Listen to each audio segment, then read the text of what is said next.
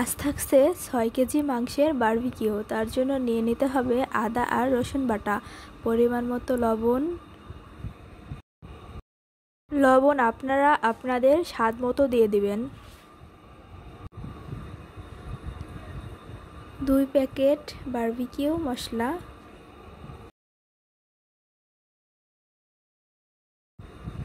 সামান্য হলুদ। প্রথমে আমি 1 প্যাকেট বারবিকিউ মশলা দিয়েছিলাম, এখন আরেক প্যাকেট দিয়ে দিচ্ছি।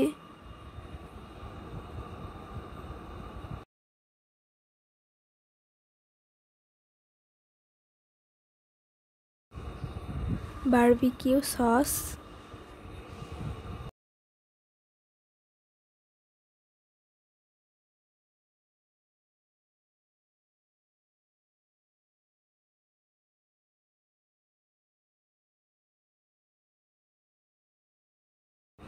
টমেটোর সস,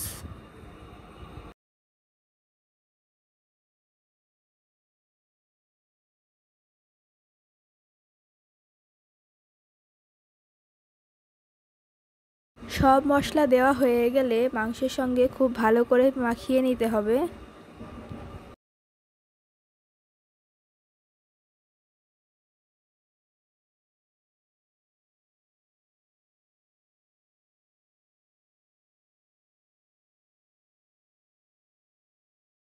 পরিমাণ মতো সরিষার তেল,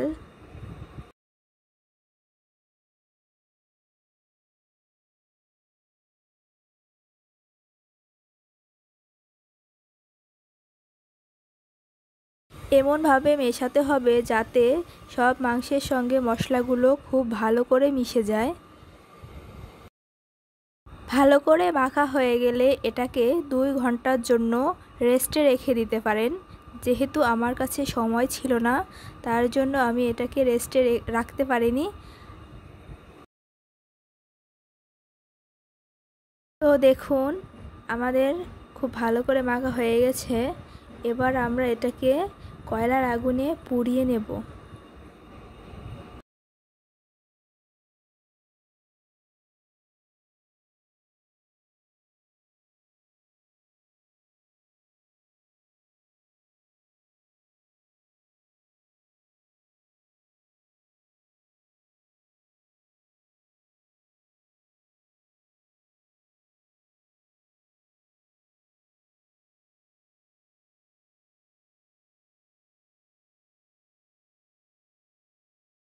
পোড়ানোর সময় এতে অবশ্যই বাটার ব্রাশ করে দেবেন। বাটার না থাকলে আপনারা এতে তেল ব্রাশ করতে পারবেন।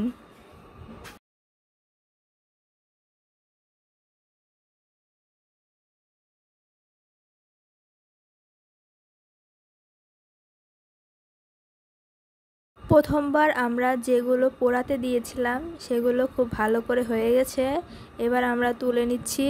তো এটার জন্য আমাদের সময় লেগেছিল 15 মিনিট। আপনাদের কম বেশি সময় লাগতে পারে। ভিডিওটি ভালো লাগলে অবশ্যই লাইক এবং কমেন্ট করে যাবেন। আর চ্যানেলে যদি নতুন হয়ে থাকেন অবশ্যই আমাদের চ্যানেলটিকে সাবস্ক্রাইব করে দিবেন।